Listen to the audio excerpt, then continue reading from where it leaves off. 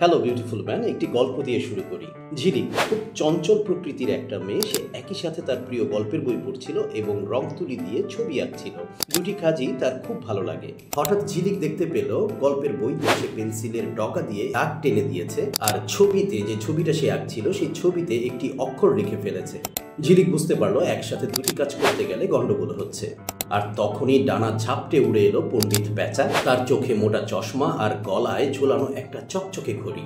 পণ্ডিত পেঁচা ঝিলিককে বলল, ভয় পেও না ঝিলিক, তুমি যেটা করছো এটাকে বলে মাল্টিটাস্কিং। অনেক ক্ষেত্রে এতে প্রোডাক্টিভিটি কমে যায়। ঝিলিক জিজ্ঞেস করলো, তাহলে উপায় কি? পেঁচা হাসলো আর বলল, একবারে একটি কাজ। তোমার মস্তিষ্ককে শুধুমাত্র একটি লক্ষ্যের উপর মনোনিবেশ করতে দাও, এতে কাজটি দ্রুত ও নিখুঁত হবে।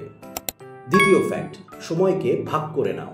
20 মিনিটের জন্য মন দিয়ে কাজ করো, তারপর 5 মিনিটের জন্য ঘুরে এসো বা চোখ বন্ধ করে বিশ্রাম নাও। এভাবে তোমার শক্তি ফিরে আসবে। তৃতীয় ফ্যাক্ট, কঠিন কাজ আগে। ধরো তোমার সামনে একটা বিশাল অঙ্ক আছে, সেটিকে আগে সলভ করো, কারণ একবার বড় কাজটা হয়ে গেলে ছোট কাজগুলোকে সহজ মনে হবে। চতুর্থ ফ্যাক্ট, 2 মিনিটের নিয়ম। যে কাজগুলো 2 মিনিটের কম সময় নেবে সেগুলো এখনই করে ফেলো। পঞ্চম ফ্যাক্ট, তোমার জায়গা গুছিয়ে রাখো। একটা পরিষ্কার ডেস্ক মানে একটি পরিষ্কার মন। সব জিনিসপত্রগুলো জায়গা মতো থাকলে তা তুমি সহজেই খুঁজে পাবে।